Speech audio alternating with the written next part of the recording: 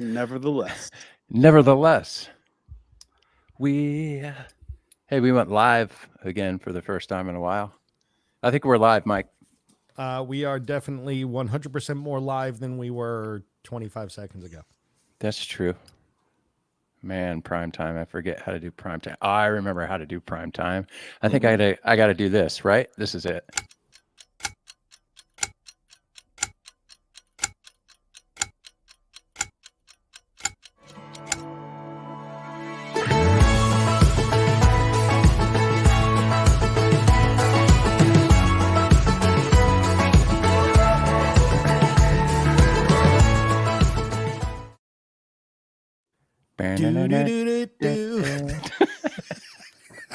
Every time.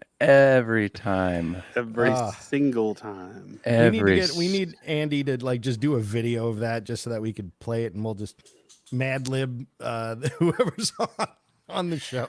You know what's really funny is Andy's here in El Cajon, and I tried to get him to come do the show, but he has work to do. Darn that work thing. This is work.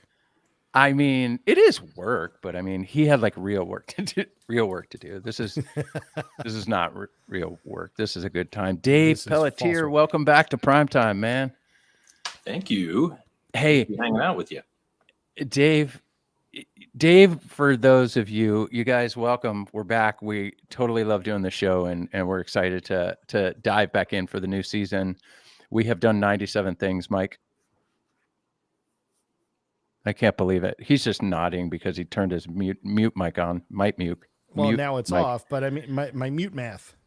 I shut off my mute math.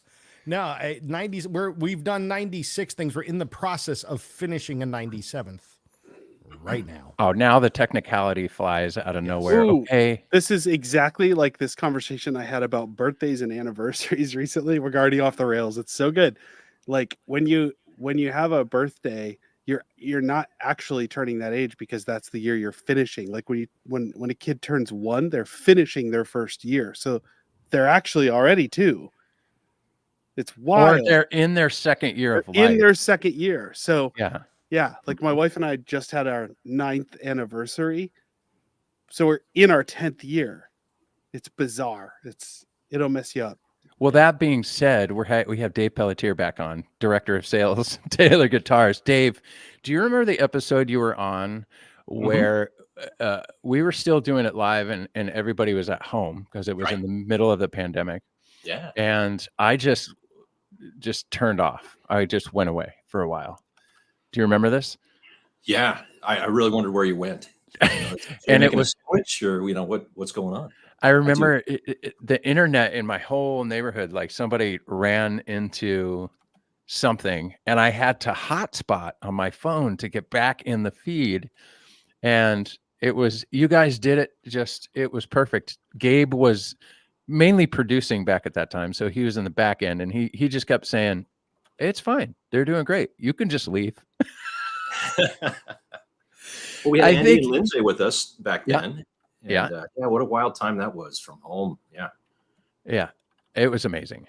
Anyway, Dave, welcome back to the show. I'm so excited for this episode. Ladies and gentlemen, we're going to kick off our 50th anniversary year with you guys tonight. There are so many things we are doing that we are excited about for the 50th anniversary. It's going to be a big celebration this year, and we are just pumped to jump headfirst, literally, figuratively, all of the into the 50th year. When is the 50th actual day? Is it October 15th would be the birthday?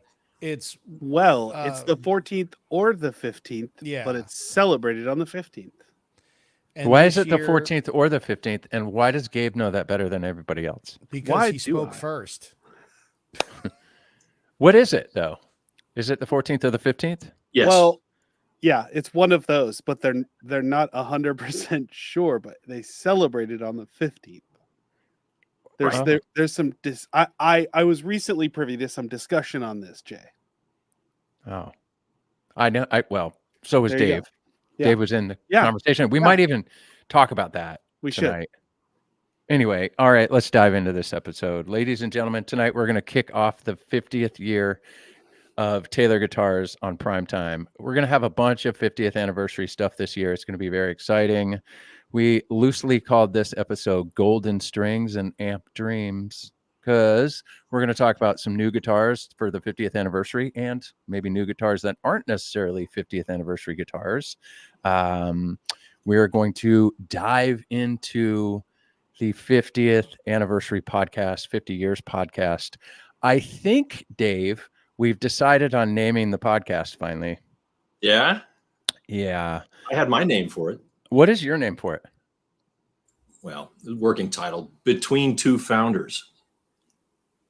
Get the reference? I get it. Between Two Founders.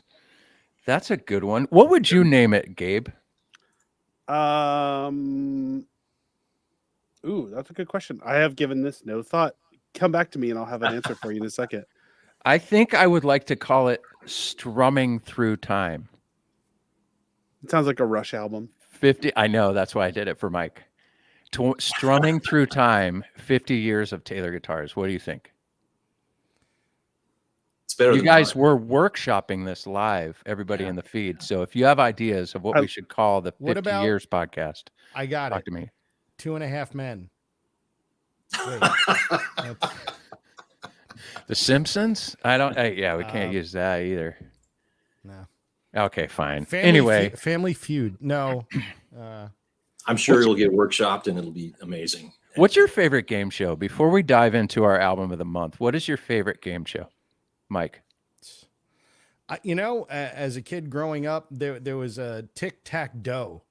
I remember that. I used to love watching it because there was the Jokers and then the Devil and like all this stuff, and it was like a 3-card Monty that you answered questions and spun a wheel, and I don't know, it was always just fun. The nervousness you felt when that wheel spun and it was Joker and a triple. And you always wanted to, have everybody get all 3 Jokers so they can win the game. So is that the one with like the whammies? No, that's Press Your Luck. Oh, Dave, what was your favorite game show growing up or now? I mean, I'm a Jeopardy guy. Yeah, right. I enjoy that. There've been some fun ones over the years, but Jeopardy's the one that's lasted. It's still going strong. I still learn. May I pony up a thank you to you, Dave? Certainly. I'm really happy you didn't say what is Jeopardy. That just like often when people say Jeopardy, they often say what is Jeopardy, and I'm like, just say Jeopardy. It's fine. Yeah. I just like it. I'm not crazy about it.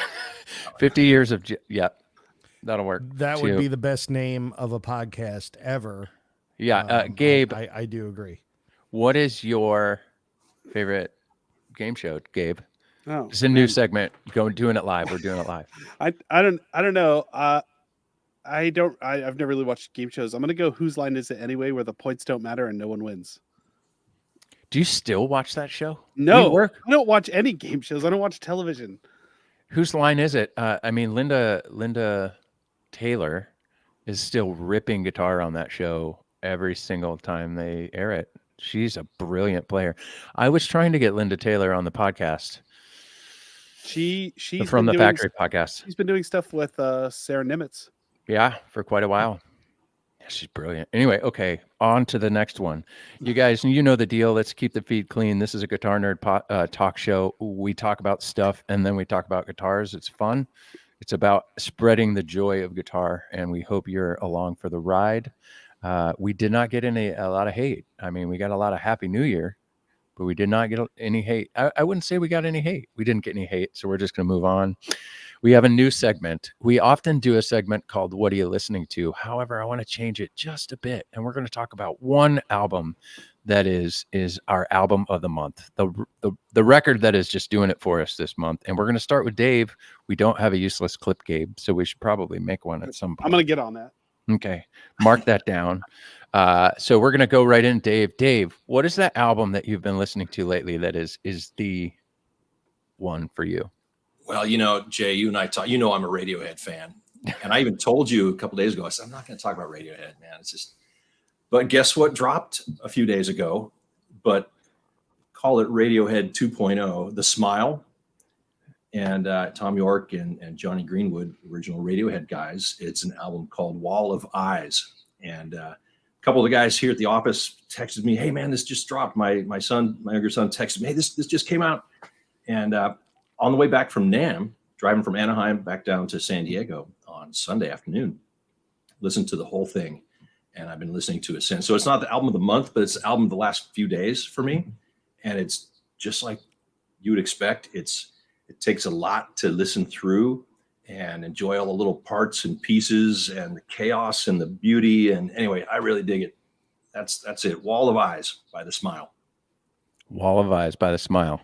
Mike, go ahead. What's yours? For me, it's funny. His album is a box set. Yeah, it is. Yes, it is, because I've been on a box set kick. So this one I got a little over a year ago, and I put it on once, and I didn't really, because you got to listen to everything once, and it's not like it isn't a great album. It's just I didn't sit and critically listen to it. But recently, the Revolver box set, kills. I mean, this thing is awesome. It's got the stereo mix, the mono mix, and 2 albums worth of outtakes and alternate takes and what have you. I love those alternate takes and outtakes. Those are so cool.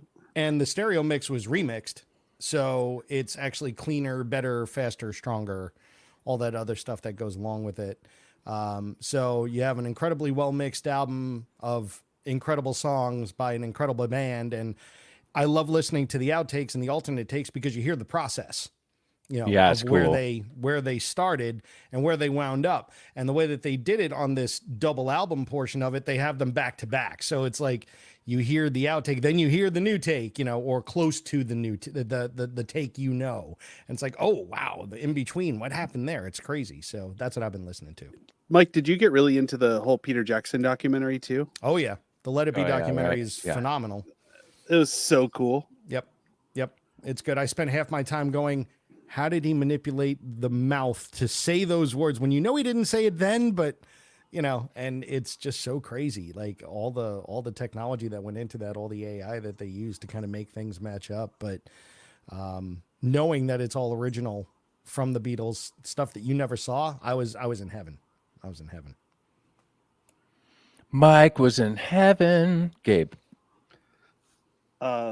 Jay's gonna hate this. Daria's gonna love it. They finally released it on vinyl. It's just a really good album. It's one of the best. And I just think kind of the height of that band. I don't think they've done anything since that's better. I think that's the best thing they've put out, and the best songwriting. I really like all the little interpolations and the segues between songs, and it's just full of really good stuff. Good totally stuff. Agree. Mostly live, in the studio. There's overdubs, but it's mostly all live. And it's, again, it's just that it was a really creative period and super cool. Sell all your looper pedals. And may all your favorite bands stay together. I don't know. That's a great one, Gabe. Look, it's just fun to poke, right? I know. It's like if I me were and Detroit teams with you. I almost texted you when the Lions were playing the other day, but I didn't, and I'm glad I didn't now, because then they lost. It's fine. What's funny is I always wanted to when I retire, you got to get a retirement gig, and I wanted to be a tour guide in Chicago on the architectural boat tour, so that I can say, and that is where Dave. Never mind. I won't go into that story. But what about you, Jay? What's on your turntable this week? I mean, you guys know I'm a hip hop guy. I'm a punk rock guy. The new Green Day record dropped, and it's phenomenal. And if you're fans of that band, or if you kind of understand their writing process, for as seasoned as they are, they can still write a heck of a record, and it's spectacular. I don't think there's a bad song on it, and I enjoy listening. I would say they're like a fine wine. This record might be their best, and I say that every time. This is very much a throwback. I've heard a few songs off it, and it's definitely, it harkens back to a more aggressive period, I would say. in a good way, not like in a overly aggressive way. It's definitely, has that raw energy is what I should probably. Yeah, it's really, really good. And less Broadway, more Dookie. Yeah. Less Broadway, more Dookie, more American Idiot. It's very, it's dynamic. It's fantastic. Those guys are talented people. I, toured with them in the past. So it's very fun to listen to them just continue to make music that matters. So there you go. We did our new segment. Let's dive into Dave Pelletier. Ladies and gentlemen, once again, if you're joining us late or you missed the very first episode Dave was on, man, it was 3 years ago, I think, at this point. Dave Pelletier, our director of sales here at Taylor Guitars, is joining us for a couple of reasons. Dave, before I start asking you questions, tell us what you do at Taylor Guitars for those who don't know who you are. Well, it's interesting here at Taylor. No one is confined to their job title. Right. If something needs to get done, you roll up your sleeves and do it. Doesn't matter if you get dirty, doesn't matter what it is. But director of sales. So I manage a team of awesome guys and some awesome ladies who handle our national accounts and handle all the administration of sales within Taylor Guitars for the U.S. business and Canada business. And you know what? I interface with your team, Jay, and the marketing team. Spend a lot of time talking about stuff and how we present ourselves to the market, and try to translate that to our biggest dealers so that they understand our brand and our voice, and they translate it clearly, and they're awesome at what they do. So yeah, I've got an amazing job with an amazing team. You do have an amazing team. And I would say I dearly love my team, and we are about teamwork here at Taylor, but you have a phenomenal team of individuals on your team, both men and women, brilliant, bright, sharp. I mean, I can give you all the adjectives. Mike is one of them. Look, well, Mike's questionable. Roger is incredible, but I'm just kidding. Oh, Mike, he's pouting. Anyway, Dave, welcome back to the show. We're so excited to have you.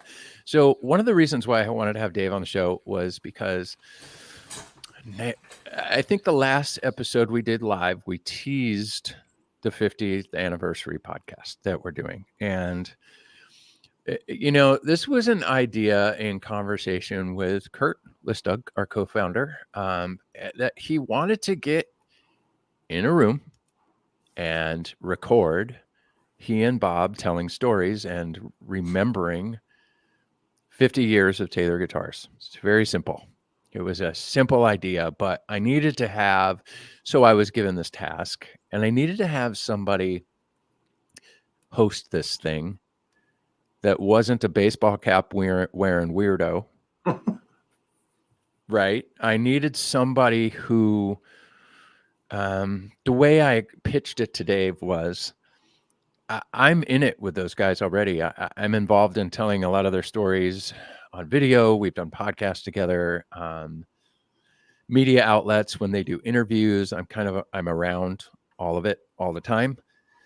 Excuse me. And I wanted to have a host who was almost going to learn a lot at the same time as just having a good time interviewing them. And it was immediately right then and there. I think Jim Curlin and I were discussing who could host this thing. And I just stood up, put my hand up in a meeting, and I said, I got it. Dave Pelletier. He's perfect for it. So Dave, I kind of want to walk through your experience with these guys and what it's been like for you to sit with Bob and Kurt, co-founders of this brilliant company, 50 years ago, right? And what's it been like for you and the journey of making this podcast over the last 3 years? It's been, we've been at it for a while, haven't we? Well, in my vast podcast experience, I've hosted 0 podcasts, and so you probably noticed the trepidation initially when you brought it up to me, Jay, but I thought what an honor this could be. And it absolutely is, to be a part of commemorating this amazing accomplishment of taking the company from where Bob and Kurt started to where it is today, you know, the arc, if you will. And it's a great story. You know, it's just a couple of kids who started out doing something that they kind of knew how to do and just kept plugging away. And I think, you know, what struck me early on was just the struggles, the early struggles. And we can appreciate the struggles because we know things turned out better, you know, but I think that part of the story draws us in, you know. But these guys, man, from day one, they had difficulties and they overcame. And, you know, there were times, there were seasons, there were conditions that tried to kill the guitar business, and they made great decisions and had a little bit of luck too, you know, and got through it. And yeah, just an incredible arc. But the guys have been so gracious with, you know, sharing their memories. And man, I don't remember what I had for breakfast today, but those guys can remember really sharp details from 50 years ago. And you know, especially the first episode, they really feed off of each other, you know, and the way they work together to tell the stories has been really rewarding. But yeah, just great stuff. I call it a rags to riches to riches story. And you get through the first 15 years, it's like, man, how did they stick with this? You know? Yeah. So yeah, it's just an incredible arc. It's just two guys talking and me trying to keep the discussion going. And there's some incredibly valuable lessons. I mean, I'm thinking you could be an MBA student and listening on this and get some valuable insights from guys that have been through it for many years, you know. Just incredible, an incredible honor. Yeah, it was just this idea of like this oral history of Bob and Kurt's journey, everybody who's been involved. You know, Kurt, I remember, I don't know if you remember that it was like a hallway conversation with Bob as we were getting prepared for one of the episodes. And Bob says, I mean, I need Kurt here. He's got a better memory than me, and I just need him to remember my memories. And it's like that. As we're listening, you get to hear Kurt just come alive, but some of the stuff that they talk about and dive into. And, you know, there are many moments where I'll kind of catch eyes with Dave, and it's almost like we should just roll cameras and just let these guys go. There was we should be rolling. I mean, they just are. It's joyful to just listen to them talk. In fact, I have a little 1.5-minute clip I'm going to play, and then I want to talk with Gabe, because guess what? Gabe's editing this whole thing, and it's been also fun for him. I'd like to get his perspective. So I'm going to go over here. I'm going to play this little clip real quick. Hope you guys enjoy a tease of the Taylor Guitars 50 Years podcast. I started listening to more folk music. A lot of people my age were listening to rock and roll, English rock and roll, Cream, Iron Butterfly, or that kind of thing. Mm-hmm. And I would listen on KGB, which is still KGB, yeah. That was an AM radio, 136 KGB. I went down there and I saw Echo Ranger. I didn't know it was Echo, and I didn't know it was an Echo Ranger. It was just a guitar. It had a skinny neck and 12 strings because I wanted to play some John Denver and Gordon Lightfoot kind of songs. I was in auto shop. It was the beginning of the year. Went to the teacher and said, I want to quit auto shop. I want to go to wood shop. I want to build guitar. And I made 3 guitars and a banjo in my 11th and 12th grade high school career. And when did you decide that that's what you wanted to do for the rest of your life? By the time I got to like page 12 of Irving Sloane's Classic Guitar Construction, before I made my first guitar, which was a 12-string guitar with a book about how to make a classical guitar, and the 2 guitars that I had in my hands to copy were my friend's Yamaha FG something, $75 guitar, and my $37 Coronet. Those are the only 2 examples of real guitars. Like, it's unbelievable. It was so much fun just to listen to these guys go, and they're long. They're about an hour and a half each, and they just dive into story after story after story, and that's the pace. It's just two guys remembering the last 50 years of their lives. It's wonderful. I cannot wait. The first one will drop most likely the second Tuesday in February. So we're really excited about that. It will be available as an audio podcast on all of your podcast channels, anything that you listen to, Spotify, Apple, Amazon, etc. We will do shorter versions of the whole episode on YouTube. But we are creating a landing page, a kind of a nice little fun area or web page on Taylor Guitars where you can come watch the entire thing if you choose to do that. But just really excited. Gabe, how has it been for you editing these things? Like, first of all, I think we can all agree in the feed here that Gabe is a Taylor nerd. So when it came to who is going to edit this, it took me all of 4.5 milliseconds to say, Gabe, you should edit this because you'll know it and have fun doing it. How has it been for you? You know, a couple things Dave mentioned about, you know, you could have an MBA and listen to this like a class, and it's an interesting story because it's a business story, and as a business, person owning and running a business, there's a lot to learn just listening to these guys be really honest and really transparent about their own struggles and their own misgivings and their own mistakes and their own kind of just winging it, and there's a lot of that. And it's really interesting because you're hearing from like Kurt, who's really well known for having a very like straight head about finances and marketing and stuff like that, and just being very very smart. Kurt's really smart, and Bob is too. Just they're in different ways and they complement each other really, really well. And they talk a lot about that, about the real secret to their success being their partnership. And they're so transparent with, oh yeah, Bob's a better guitar builder. Oh yeah, Kurt's better at the business side of things. Oh yeah, you do things because of this. And it's not, they're two guys who've known each other since they're kids, basically.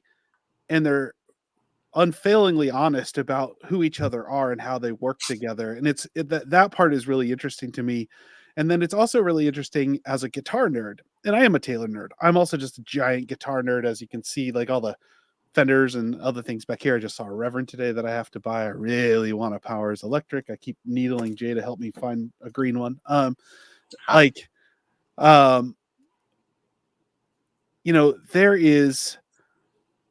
There's such a cool thing, you think about today.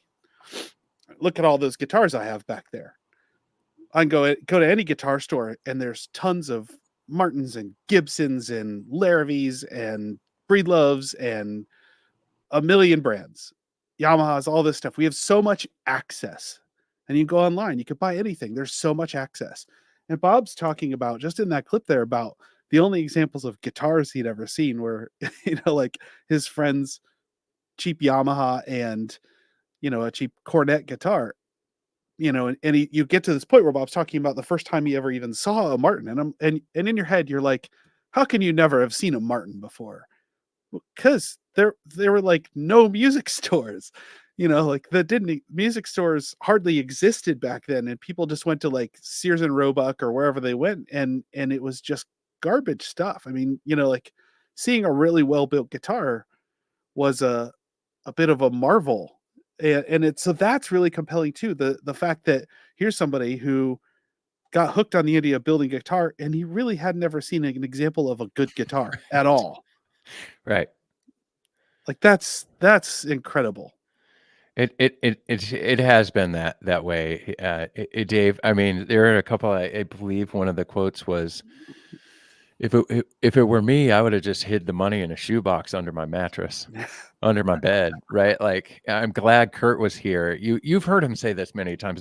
These aren't. We're not giving away the story. You guys have read it or you've heard it in different interviews. But Bob was always asked. Bob and Kurt. Bob was always asked. What's the special sauce? Right? He said it once on Primetime. What's the special sauce? And he said, Kurt showed up the first day with an operating agreement, and it made sense. It's Kurt's business savvy and Bob's ability to make things and, formulate this factory. And, Kurt with sales and marketing. We had a crazy idea for 50th anniversary where we were trying to find one of the old Volvos that Kurt used to drive around. He had two, and we were going to try and get one and drive it around just in California with Kurt. We pitched this idea. Of course, we're not going to do that. Well, maybe one day. Maybe it'll happen. Who knows? But finding those Volvos are hard, I guess. That's the problem. But anyway, it's just been such a joy. And Dave, you have been like the ultimate host. So if you think this Taylor thing goes poorly, you have a career in podcasts, I swear. Dave does have a podcast friendly voice. I know. Yeah. Right? You heard it. And it's delivered, like his delivery of questions. I'm a little sad that you didn't send him an SN7B for this episode, because Dave has a radio voice like you wouldn't believe. It's so rad. Well, I've been told I have a radio face too, Gabe. A face for radio. I almost spit my drink. Yeah. So Mike, you're kind of, you've known this is happening. Yep. But you've been at Taylor for quite a while now. Are you excited to watch these or consume these podcasts as well? Here's the thing. Yeah, I've been at Taylor now in April. It's going to be 11 years. And so I've been there more than 20% of Taylor's history. I'm now a significant percentage, more than a fifth. But even with that, and the fact that I do see Kurt in the sales department, I have done things with Bob. And anytime you talk to either one of those guys, and it could be every day, and you could spend 8 hours a day with them, you'll still learn. Like, there's always something else to learn. I learn something new about this company every time I speak to either one of them. And sometimes it's a small item, sometimes it's a big deal, but it doesn't matter. I'm learning more and more and more. And that's, the beauty about having a 50th anniversary with the founders still involved. How often does that happen? Right? It doesn't. So to have them available, still involved and willing to do this, you jump all over that. And you're right. I'm going to listen to this over and over and over again, because every time I listen to it, I'm going to learn something new. So yes, I'm very much looking forward to it. Let's make a quick segue real quick. It's not on our run of show for sure, but we just got back from NAMM. You guys did a stellar job once again at NAMM, doing what you do for our company. Mike, Dave, we appreciate you very much. What was the buzz like at NAMM and the conversations that you had with dealers about our 50th anniversary? Dave? Wow. Well, we had a big celebration the day before the NAMM show started. And I think there was a reverence, because we had certain things posted up and special dates along the company's continuum, and it was just realization. It's like, 50 years, really? It's just like, I've always known about Taylor, but to stop and think that it's been 50 years, half a century. It was, I would say I picked up a bit of reverence for us, and for Bob and Kurt. It's their celebration. I'm just a lucky guy who's been along for the ride the last 8 years, but 50 years, is just that's an accomplishment. Coming, like I said before, coming from its humble beginnings to where it is today is pretty special. I think our dealers they get that. They got that.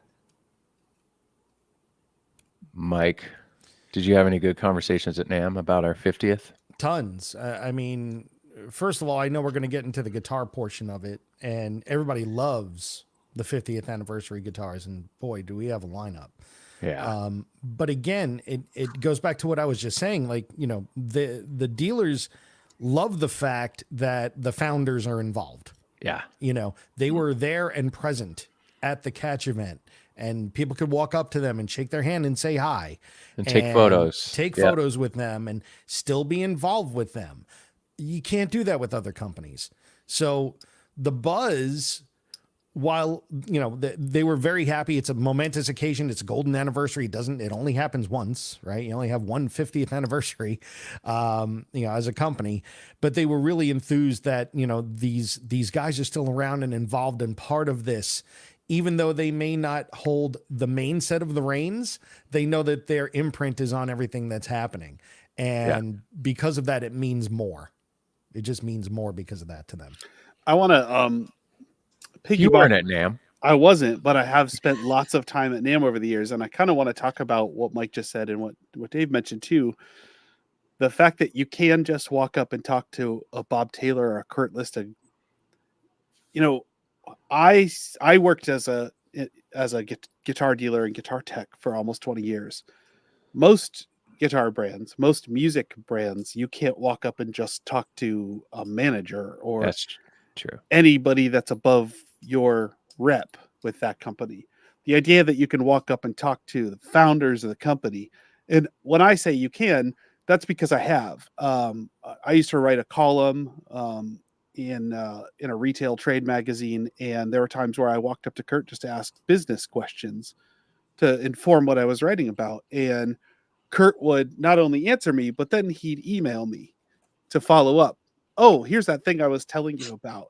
Or I'd see him a year later and he'd go, there was time I had friends visiting and he'd go, oh, hey, how's your friend? And he's a steel trap. That guy remembers everything. Yes.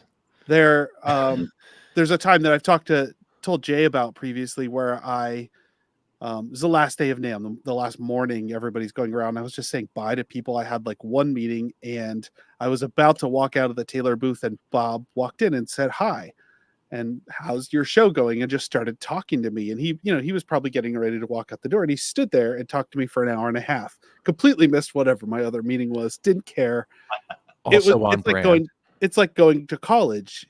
You don't leave until he's done talking. Yeah. The amount of stuff that you're going to absorb and learn from those people, it's worth a lot. It's fantastic. We have a little running joke in the marketing department that if Bob invites you to a meeting, clear your calendar. It's worth it. It's worth it. Just give up the rest of your day because you're going to learn something. Or, when Kurt just drops knowledge from time to time, there's been a lot of projects where you'll see Kurt, we'll be in an office or a conference room and the door's open. And when he overhears it from afar and he just walks over there and it's like mic drop, boom, and then walks out. And you're like, he solved the world's problems.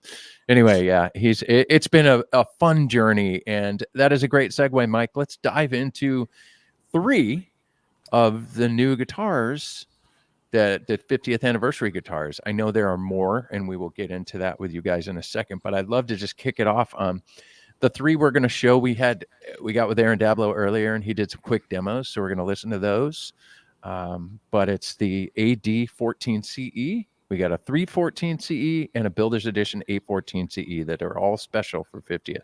So let's start with the AD14ce, Mike, and then I'll let you talk about it a little bit more. So Sounds good. Find the clippy.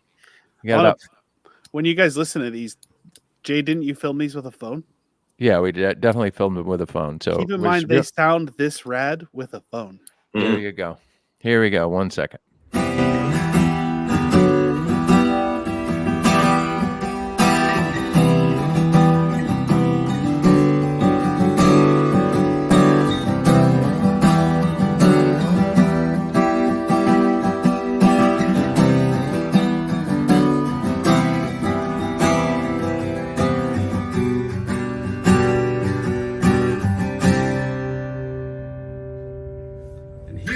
The 50th anniversary AD14ce. So this is a American Dream model on our very popular Grand Auditorium shape with the cutaway. And what you'll find with the 50th anniversary, nice sunburst top, fire stripe pickguard, ebony bridge pins with gold dots, and rounding out the whole package, gold tuners.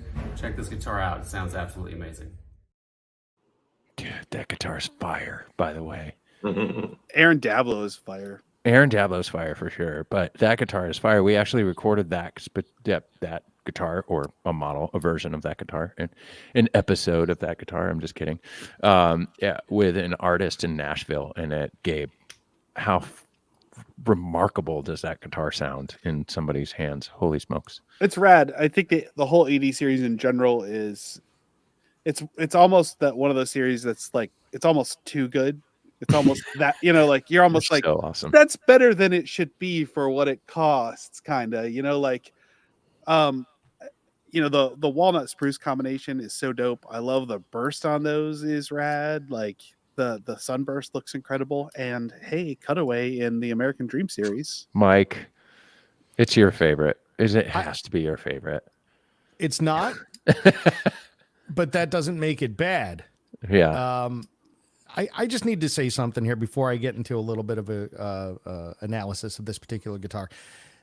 If you haven't played an American Dream guitar, do so. Yeah. You are missing out. All right.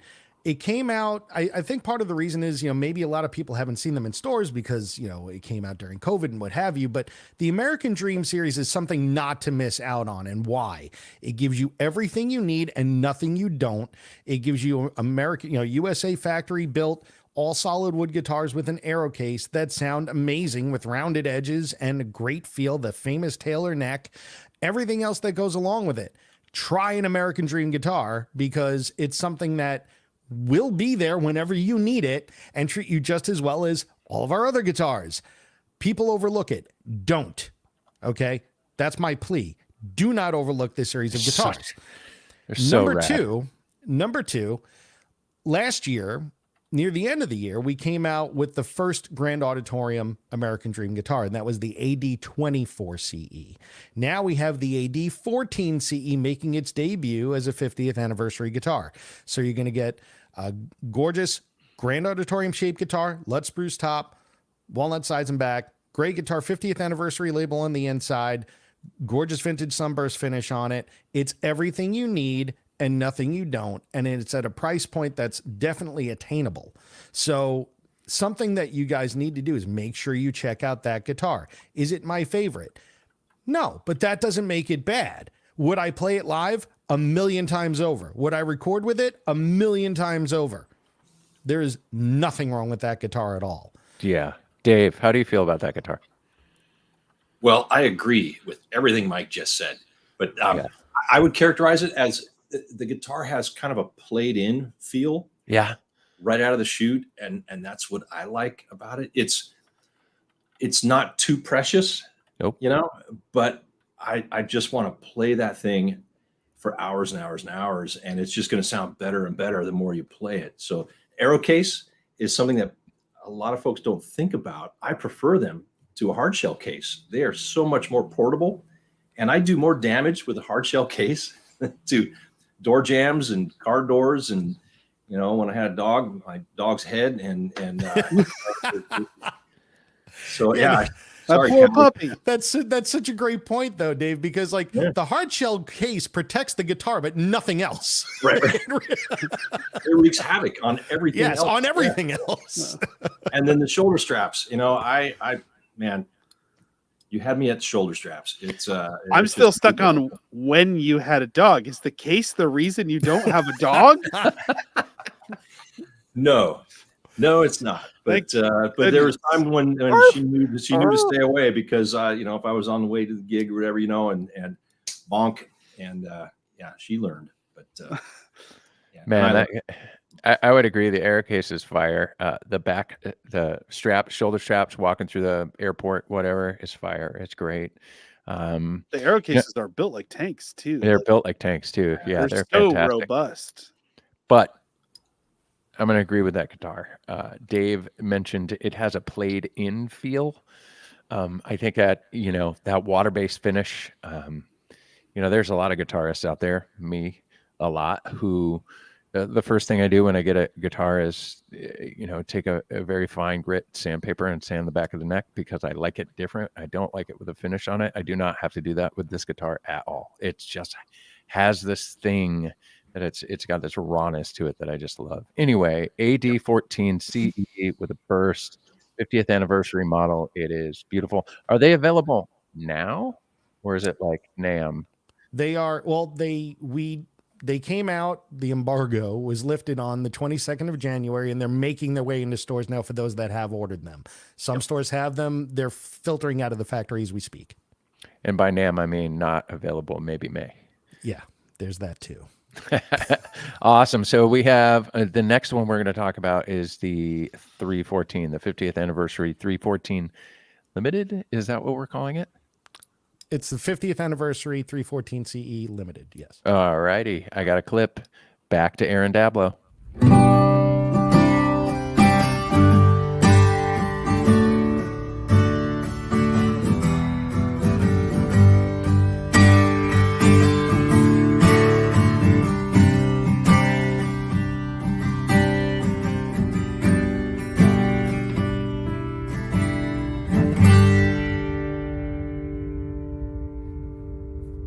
This is our 50th anniversary 314 CE. And what you'll see with this guitar is everything that you've come to love about the one of the most popular models we've ever made, the 314 CE. But the 50th anniversary gives you some cool attributes as well. So what you'll find here is a shaded edge burst top on a torrefied Sitka spruce top, fully gloss body, which includes gloss on the sapele back and sides. And to round out the 50th anniversary package, we're adding a fire stripe pick guard, gold dot ebony bridge pins, and a 50th anniversary label along with some gold tuners. So this is a gorgeous guitar with a lot of player features. Go check one out. That guitar is beautiful. Mike, go for it. You know, I'm noticing a theme with all these videos, and that's Aaron Dablo is stealing all the lines I use on TG Online. Yeah, like rounding out the package and things of that nature.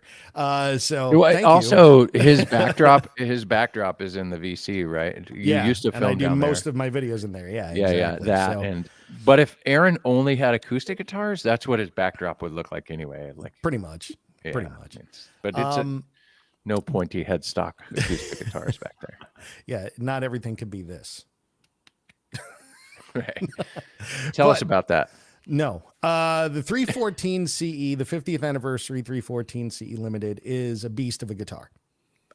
It is a lot of guitar, especially the way it's priced too.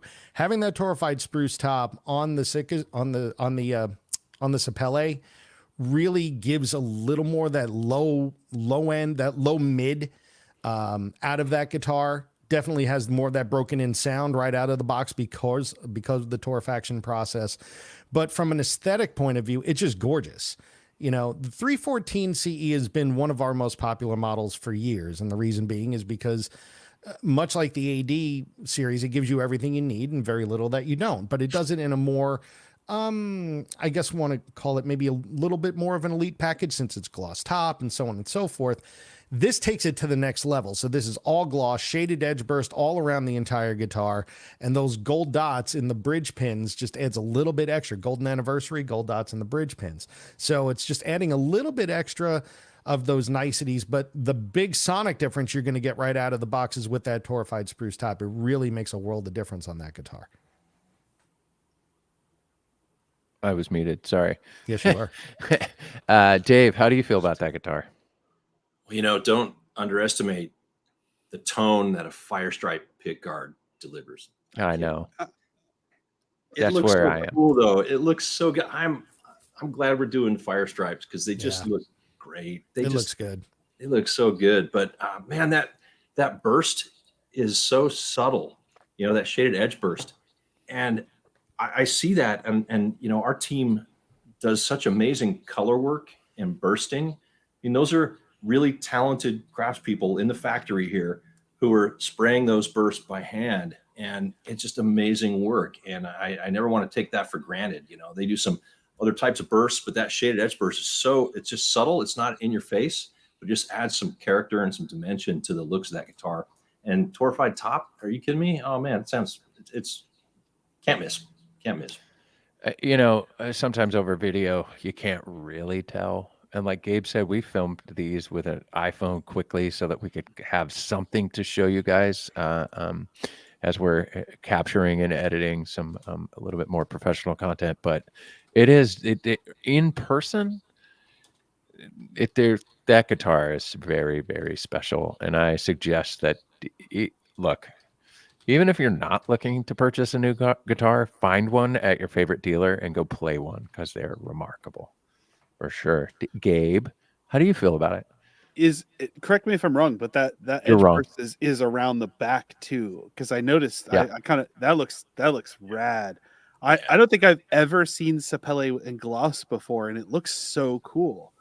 Sapele looks really nice with gloss on it, and I think Dave's right to mention the amazing finish work and the edge burst like paint work that the team does, because I can't imagine how hard it is to do a subtle fade like that onto a natural top. Like that's a lot of skill that those people have. That's really specialized. I just think that guitar is super cool, and I mean a lot of value for the money there. Yeah, a lot of value for the money. All right, you want to see? Let's watch the beast real quick. This is the one I'm looking at. This is the one right here that is just guitar is special, and I've heard it in the hands of many people. I've heard it in Aaron Dablow's hands now. I've heard it in some artists' hands. I'm really excited to show you some of the artists that have played this guitar, but my goodness gracious, ladies and gentlemen, the 50th anniversary Builders Edition 814 CE.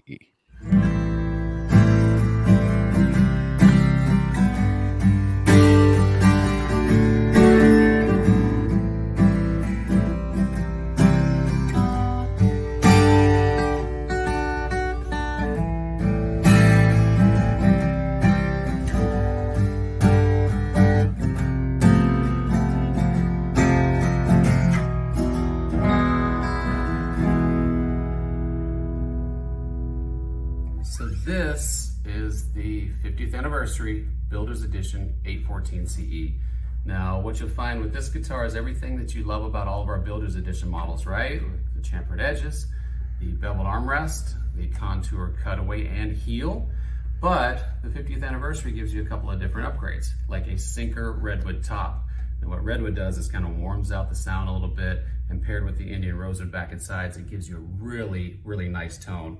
Some of the other 50th anniversary attributes include a 50th anniversary label on the inside, ebony bridge pins with gold dots, and also gold mother of pearl element inlays. So that kind of rounds out the entire 50th anniversary package.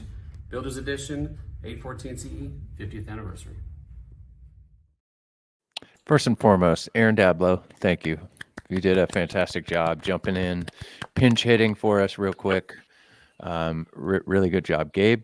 Fantastic job with the edit there. The mix, it sounds fantastic. I don't think you did much, but it sounds fantastic. Not really. No. Yeah. Mike, tell us about that guitar. Well, he rounded out that package too. So he did. He did. He keeps rounding it out. I love this comment we got from our buddy John Lord. It's true, John. It's true. It is true. Accurate. Yeah, I would say that quote is very accurate with that particular guitar. We talked about favorites. That's far and away my favorite of these first three 50th anniversary guitars. Would I play any of them any day of the week? Absolutely. I would not turn any of them down. Something about that Builders Edition 814 CE though, that sinker redwood on top of the East Indian rosewood, just as we all know, redwood tends to act like a sonic sandpaper, like it just smooths out the rough edges of everything. And sinker redwood, being that it has a little bit more of a denser quality to it because of the mineral deposits in the wood itself, it does that even more so, but not to the detriment of the overall sound. In fact, it enhances it because it gives you some more warmth in the low end with clarity. So that marriage of all that together really makes this probably one of my favorite guitars that Taylor's ever produced. It's great. I would say it's great for pretty much any situation, live, recording, in a group situation, as a solo artist, coffee shops, arenas, whatever. Plus, it looks awesome. It plays awesome. And it's a 50th anniversary Taylor. So that's it. I mean, it's wonderful. We got a question here that's great. Bart asks, why isn't there silent satin finish on these guitars? Dave, you want to take that one? Yeah, it's a great question. But when Andy built these guitars in a prototype stage, the gloss was just cooler It pulled out the qualities of the wood visually. It sounded amazing. They both sounded really good, a little bit different from each other, but just visually, it pulled out more of the grain of the wood, and it was just it made it irresistible. So sometimes a gloss finish, Andy makes the decision that this one's going to be gloss, and so be it. And we dug it. Lisa, this is pretty funny because I would usually say the same thing. I prefer satin finishes or muted finishes a little bit more. But there are a couple of guitars that have been made in the last couple of years that are just brilliant with a gloss on it. The 417, we talk about it all the time. That guitar is remarkable, and the gloss actually helps kind of boost the mids on that guitar. It's fantastic. But these Builder's Edition 814s that Andy's been doing are, I would agree, I think they just need to be gloss for sure. Dave, what's that guitar behind you? Oh, you mean this? Yeah. Hold on. Well, let me get to it. That guitar behind you. There you go. This one right here. That is actually a guitar we just released last week. It's not an anniversary model. It'll be part of our core lineup. That is a Builder's Edition 914 CE. So as much as that 814 we just looked at was amazing, just take it up a notch with the inlay work and Honduran rosewood back and sides.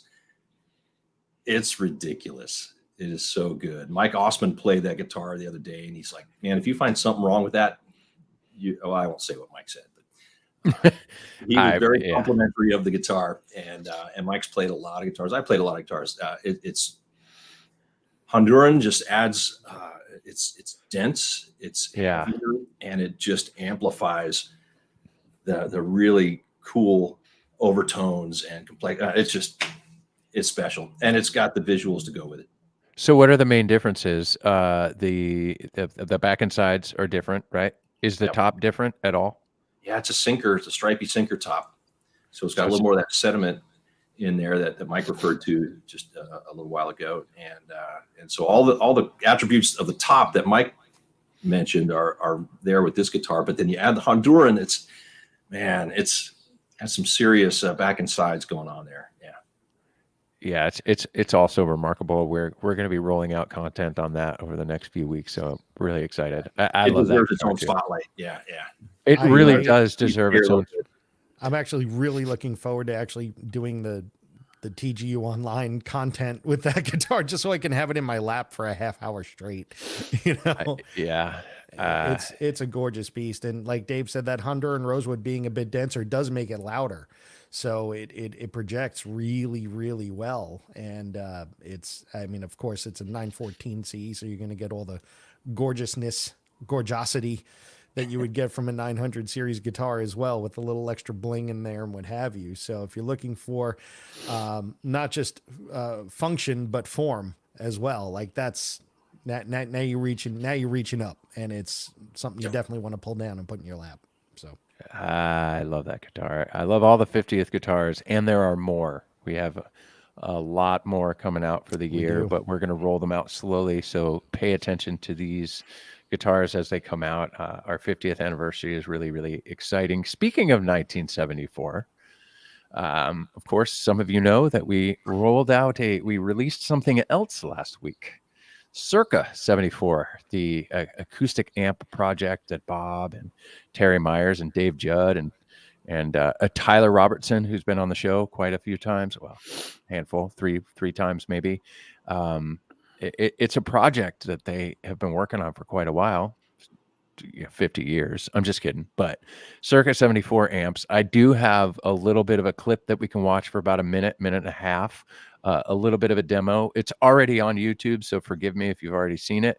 But I'd like to show off the amp a little bit in video form on this show, and then we'll talk about it right afterwards, because I'm pretty darn stoked about this amp for sure. Here you go, Circa 74.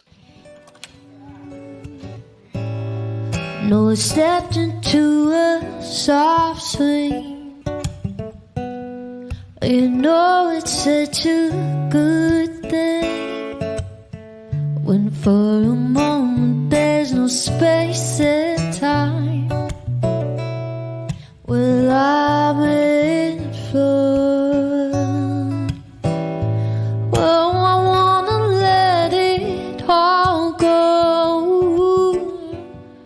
detached from all directions. Be a source of inspiration and follow the sound. I wanna be like water that moves ever freely.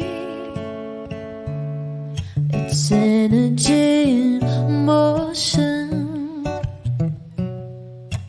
when you come around. When you come around. Fun amp. Man, it's been a fun project. Dave, tell us about that. Wow, man, that sounded really good. And, You know how hard it was to record that? Let me tell you a little trick photography real quick, okay?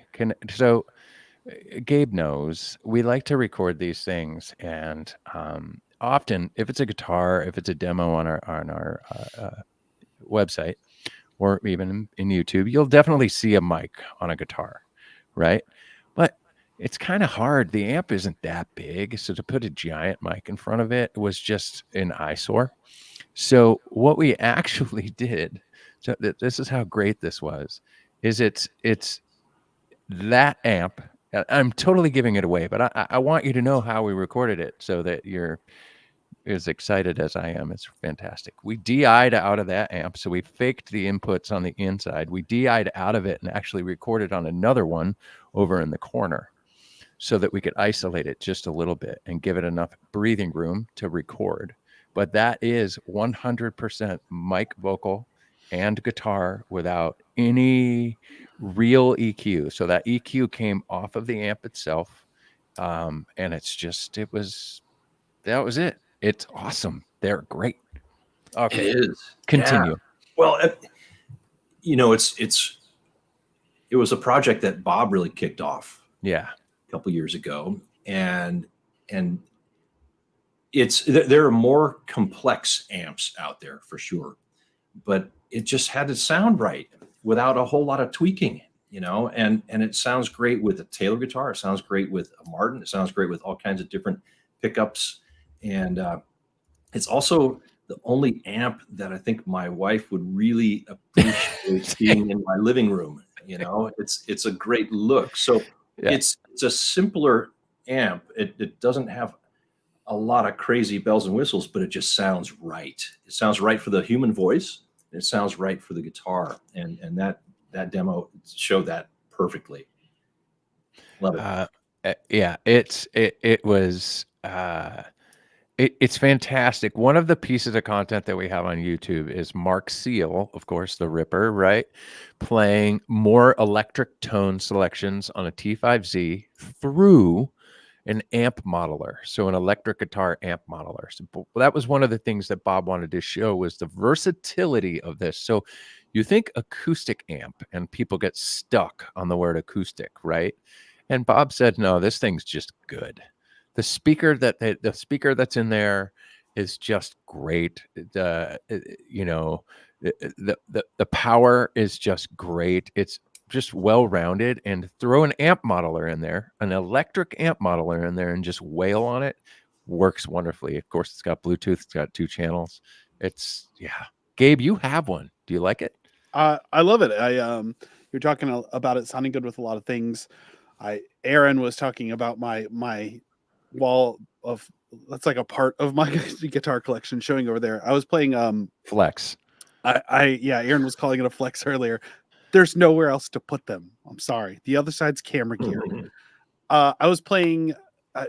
I do this thing where I like rotate guitars a lot. Like I get things out, and that's my guitar for the day, and I take regular breaks during work because I work here. And I was playing my Loudon through it the other day, which has a LR Bags, just like the regular active element, no controls, no volume, nothing on the guitar. There's 0 controls on the guitar, which is a thing I love sometimes, and played that in and just, set it up flat. And it sounded so good out of the gate, made a few adjustments, added some reverb, and it was super fun. and then pulled out my 814C and my 514C, and I was like switching guitars around. I was like, man, everything sounds so good through this. It's a really fun amp. I particularly, nobody wants to hear me sing, so I only sing through it if nobody's home. But the vocals sound awesome through it, and you guys know that I'm an audio engineer and a massive audio nerd, so guitars and vocals are in the same frequency range, so it has to sound good for both things.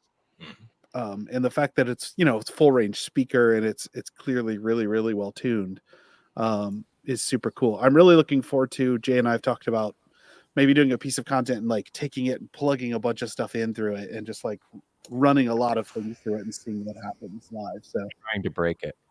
Yeah, just seeing grabbing a bunch of guitars with different pickups and a bunch of different tailors and seeing what everything sounds like. How quickly can I plug things in and make them sound good? Yeah, it's so rad. That amp is so cool. And it's really Dave, cool. My wife said the same thing. She was like, "Oh yeah, that one's fine for the house." Same. And the Bluetooth is awesome. You can stream through it, and it sounds great. So it's got some great features, and the Bluetooth. We've run music through those so many times around here, just because it sounds great. Yeah. The thing I take away from it, for the singer-songwriter or a duet like we were just watching, if you didn't realize, the vocals were going through that amp too. So, and you get this with other amp companies, and sometimes even with portable PAs, you plug in both, it's muddy, they get blurred. The vocals blend into the guitar because they're competing for that whole mid-range thing. And with this amp, there is almost like discrete separation. Dude. It's amazing. All coming out of the same speaker. To me, that was my biggest takeaway when I first heard it. So I know Tyler was very involved in that process. I know Terry Myers was very involved in that process, right? Kind of working through this. It was a very long work in progress. What's really funny, Mike? Do you remember when we did the Alamo pre-recorded episode? Yeah. Part of the reason we made it look like The Last Supper and there was like a wall of curtains was because that's where we were doing it right there. There was like 30 Circa 74 amps just torn apart, and that's where they do all the development of this amp. That's what we were hiding, to be totally honest. If you go back and watch any of the episodes Tyler's on, you can actually see like the cabinet of the Circa 74 behind him and stuff. Like, it's there. It's also been hiding in past Primetime episodes, like farther back, in my stash, but it's been hiding in the shot for a while. Yeah, it is remarkable. Mike, you did all the training on it. So you played through it, you did it. What was your experience with it? Just, out of the box. It's easy. Yeah, it's easy. Right? That's the thing that I really dig about it. Like Dave said it best. We didn't do a ton of bells and whistles. Not that it has no bells and whistles. Right. We just did the necessary bells and whistles. We did reverb. We didn't do chorus and this and that and the other thing, because you know what? You probably have a chorus you like. Use what you like. The reverb is kind of like generic, right? So you need to have a little reverb in there just to kind of enhance everything that might be going on if you don't want to bring a NASA rack filled with effects for your acoustic gig. So it's very simple. It's very straightforward. It has 1/4 inch XLR, 1/8 inch in. It has 1/4 inch XLR and like 1/8 inch out. Or I don't know if it has 1/8 inch out. Does it have 1/8 inch out? I don't know. Yeah, it does. Headphone, 1/8 inch headphone out. So, and it has Bluetooth. It's got everything you need. It looks amazing. Like, it is beautiful. And on the stand, it gives a very mid-century modern kind of vibe. Yeah. The thing that you could have in your house and it looks like furniture and then it becomes functional, that kind of thing. It's fantastic. And then when you bring it out to a gig, and you can bring it out to a gig because the whole package weighs like 35 pounds, and that's including the stand. Right? We're talking about something very portable here. And the stand comes apart. You just unscrew the legs. You have something very portable that's functional, that looks good, sounds good, gets the job done. and you can have two people on it and not have it blend or blur or be anything like that. So, it's kind of like, I guess maybe the best way to kind of put it is you could buy a car that has a whole bunch of bells and whistles and everything you download from the cloud, or you can have a car where the engine is built like a brick crap house. That's the Circa 74. It just happens to look beautiful as well. Yeah. Yeah, it is pretty amazing, right? It's like they took so much time and energy into finding each component, resourcing each component, like searching, like Tyler's ability. Tyler is a nerd. We know this. He is an amp guy. He is an electronics guy. And he spent times, if you haven't seen Tyler Robertson on any of these shows, go back and find episodes with Tyler Robertson on there. He is one of our robotics engineers. He is so smart. I mean, he's a robotics engineer. So he's a robotics engineer, right? He's probably pretty smart. A Canadian robotics engineer. So it's this, and so he's nice. He's totally nice. He's like, I'm sorry, that's the worst sounding amp I've ever heard. I'm gonna fix it. You know what I mean? You like want he's some still Tim good. Hortons? And with Bob and Dave Judd being able to design and craft the box, right, the cabinet, and everything is just, it is a lot of attention to detail. It's a fantastic amp, that's for sure. Boy, we had a lot of stuff, guys. Does anybody have questions that we need to answer? If not, we could go into Mike's question, 2 minutes of sports, and then we'll leave this episode of Taylor Primetime and get ready for the next one. There's been several questions asking the price of Circa. They're online. It's $11.99, correct? I think so. US map is $11.99. I didn't know if we want to be talking about that, but yes. Oh, are we not allowed to talk about that? I don't know if we were or not. That's why I didn't say anything. Erase it.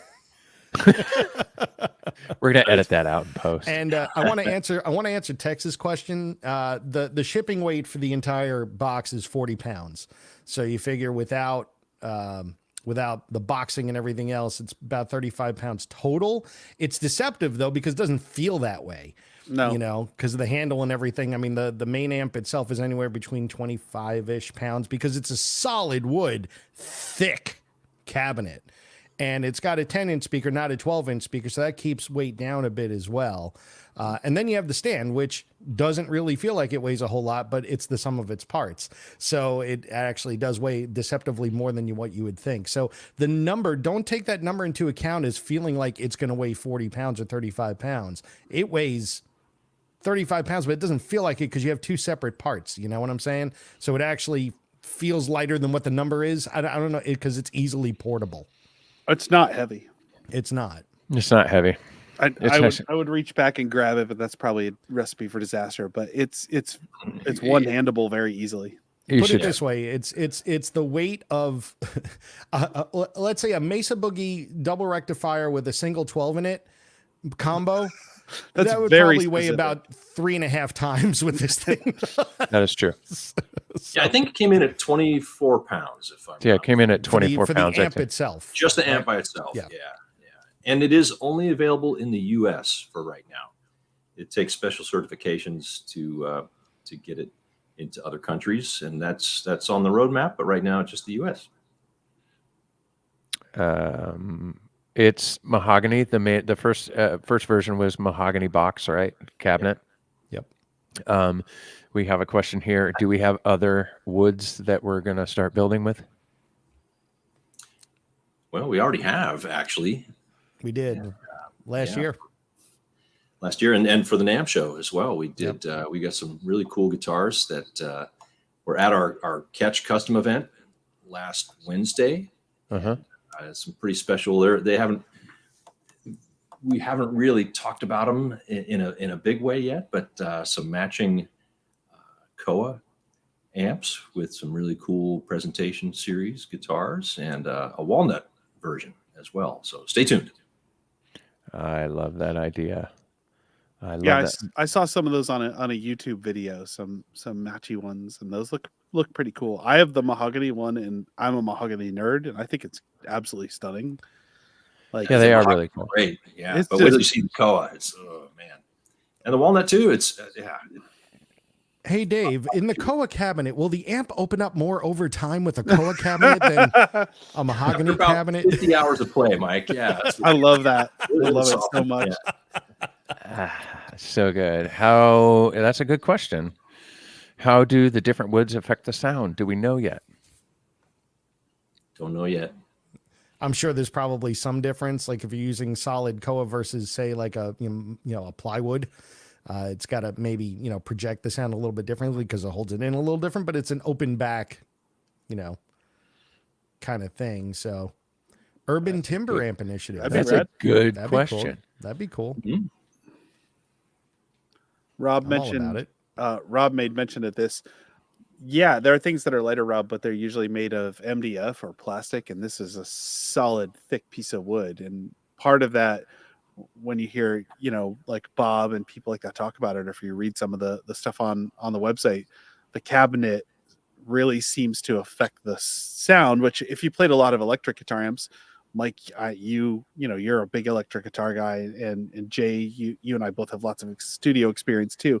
The cabinet affects the sound of the amp quite a bit. Totally. Yeah. Oh, Open totally, back absolutely. versus closed back, Yep. solid wood, like those 50s solid pine Fender cabinets are wildly different than amps today. Like, Totally. all that stuff matters quite a lot. And there's a big difference when you have a solid cabinet like this. It really warms You can up think the about sound. it like drums too. Like if you have a birch drum versus a maple drum versus a pine drum, which I don't even know if that exists, but they resonate in a very different way. So they're going to give you very different tone, even though it could be the same dimensions by the same company with the same drum heads on it. So I'm going to Rich Kashada you because I have to. Pine drums are for sappy songs. Oh, Gabriel. That's Brilliant. funny. Thinking of you, Rich. Wow. Well done. Well played. All right, Dan. I don't feel well. Text, absolutely. Mom is watching. We've been texting this whole show. It's been fantastic. You know what's interesting? The Circa 74 amp is awesome, and I think that people should just go try it. That's what I'm saying. It's fantastic. So if you find a dealer and you just go try one, I saw a couple of people try them at NAMM, right, in the booth, dealers, right, and to watch them just go, maybe, very skeptical, and then they get up there and they start strumming away, and they're just that frown just turns upside down. It just turned into a joyous smile. It's fantastic. Anyway, Circa 74, they're great. You should go check them out. Thank you so much for hanging in here with us. We got 2 little segments left, and then we're out. Mike, it's time. Mike's question. Ask Dave a question, Mike. I have a question for Dave. It's not the question I told you to think about earlier either. I came up with something good for you. So, the whole theory of practice makes perfect, right?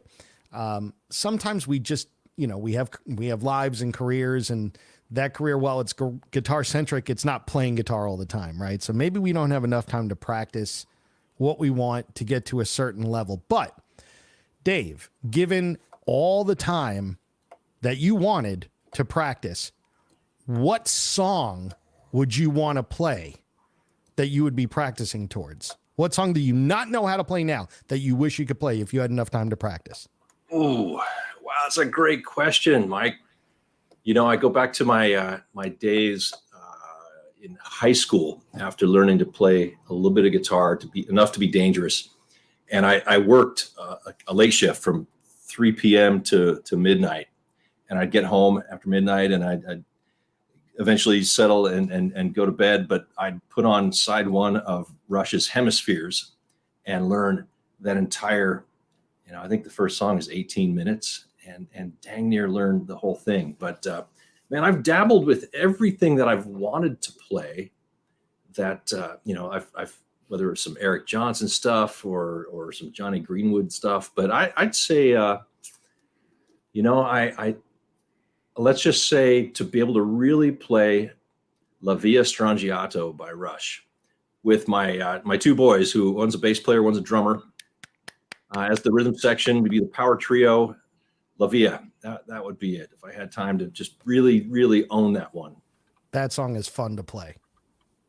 That song is fun to play. I enjoy that. I go with I like that answer, not just because it was Rush, but because it was La Via Strangiata. That's a great question, actually. That is a great question, Mike. You should hold that in your queue of questions. It is now in my queue of questions. What about you guys, Jay? What would you play if you had all the time to practice? Oh man, pass to Gabe real quick. Let me think about that. Ooh, you know what? Big Love by Fleetwood Mac. Nice. Okay. Sounds like there's two guitars and there's definitely does. not, and that's just stupid hard. Yep. On that same vein, for me, it would be The Clap by Steve Howe. Oh, that's a good one. That one is like really hard to play, and it sounds like there's two guitars playing at once, and it's just the genius of Steve Howe. Yeah, I love stuff like that. You're just like, how do you do that? Yeah. Yep. You have a ghost hand. Fear. Mine would be all of the parts to Fear of the Dark by Iron Maiden, but at the same time, which would be impossible. But if I could do that, like if I could triple myself and do that and play the Steve Harris dump it apart, the Gallop, it would just be like, if I could play the whole band and sing like Bruce Dickinson at the same time, that's what I would want to So 3-part guitar, harmony, bass, and singing. Yeah, I could Got it. I'm just not going to play drums All at once. because I'm terrible at drums. It's ambitious, Jay. Yeah, but that's what I would do. I would like, and for all 11 minutes, it's exactly what I would do. That's it.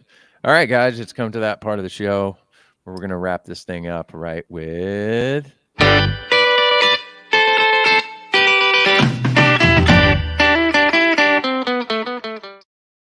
All right, I'll go on a simple rant right now. The guy from Detroit needs to talk about the Detroit Lions. Okay, I knew it was going to happen.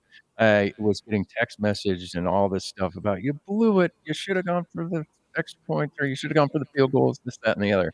So I'm going to break down this game real quick for you. Okay, first and foremost, we made it to the NFC Championship. So the two people that were really throwing shade at me, one of them was a Jets fan. Sorry, Mike, you didn't do this, but it was a Jets fan. You don't have the right to throw shade at the Detroit Lions this year, my friend. You're here. And you know what, Gabe? I would have yelled at you too because you're a Browns fan. You guys were out in the first round. So just saying. We made the playoffs, though. I know, which is congratulations. I'm very impressed and made the playoffs. The Browns made the playoffs. The Jets made a sandwich. That is true. That's the only thing we made all year long was a sandwich or tea times. That is true. It. So growing up a Lions fan, you got to understand it's been painful, and sometimes it's just easier for us to have mediocre seasons or not very great seasons because that's what we're used to. So I'm telling you, as a Lions fan, I'm so grateful for this season that we won one playoff game and then ended up winning 2 playoff games, and then we got to the NFC Championship game and played a team that wasn't the San Francisco 49ers the first half, and then we played the San Francisco 49ers the second half. I think we can all agree with that. They were the Niners that we needed to see. Okay, that's what I thought we were going to get the whole game. We didn't. We came out and laid the smack down. Now, in the first half, we had a field goal that we went for it on 4th instead of getting a field goal. If technically speaking, we should have gone for that one for the points because we don't have the greatest kicker in the world. He was closer, so he would have had an opportunity to actually make that one. However, Reynolds took the pass to the numbers and didn't catch it. So my argument here is Reynolds needed to catch that ball, and it would have been a whole game changer. Now, the game changer in this whole thing was the freak catch near the end zone. That was the momentum shift. It wasn't the fact that we didn't go for, or we went for it on 4th. It was that moment in the game, and it was like, oh, the Niners are back. Anyway, all said and done, you can blame Dan Campbell. You can be upset. I am not. I am absolutely grateful and proud to be a Lions fan. We will be back. It will be fun. And that's my rant. That's 2 minutes of sports, ladies and gentlemen, and we can wrap this show. Was that cathartic for you, Jay? Do you feel better now? 2 minutes. 2 minutes so to good. Jay. I needed to ask you, Jay. I meant to ask you how you were dealing with all that, and thank you for sharing. Now I know I don't have to ask you, tomorrow morning. We wouldn't have made the field goal in the 4th, so that wasn't going to happen. And the at momentum least you shift won the playoff game We won. My team is the factory of sadness. We won a playoff game, and that is like I'm going to hold on to that for a very long time because I've been a Lions fan since I was a kid. I often say the Detroit Lions, where Hall of Fame players go to retire early, Billy Sims, Barry Sanders, Megatron, they all retired way early, and it's sad. This team was fantastic, and I'm proud to be a Detroit Lions fan always. And I agree with you, Tex. Go Mets. No, that's incorrect. That's the wrong answer to Evan's question. All right, ladies and gentlemen, thank you so much for joining us tonight. We are back. We are going to start promoting this show a little bit differently. We're going to send out some emails with a calendar as to when they're going to happen. We probably won't have a show every week. We just can't handle the workload. Along with a 50-year anniversary podcast, I would like to announce a special announcement. Ladies and gentlemen, we are bringing back From the Factory podcast, our audio podcast, which is going to be very exciting. So if you were ever a fan of that, we are bringing it back. We have a lot of really cool stuff happening this year, and we're excited about it. Dave, thank you so much for allowing space in your busy schedule to join us on the show. It's been fantastic. It's always a pleasure having you on here. I can't wait for you guys to get to know Dave a little bit more watching the 50-year podcast. Mike, it's great to see you always. I know you're a Yankees fan. Go Yankees. Yes. Ish. Hey. Gabe, you're from Go Guardians. Of the galaxy. I wasn't going to say it. Anyway, ladies and gentlemen, thank you again for joining us. We really appreciate you. We do this show because you guys enjoy it, and we enjoy hanging out with you guys. Everybody, have a good evening. We will see you next time. Stay tuned for our emails. If you're not on our email list for Primetime, join it. It's been fantastic, everybody. How you guys doing? You feel good about this show? I do. All right. Gabe, you got any last words? No, see you, nerds. We'll see you next time. All right, guys. Take it easy. Have a good night.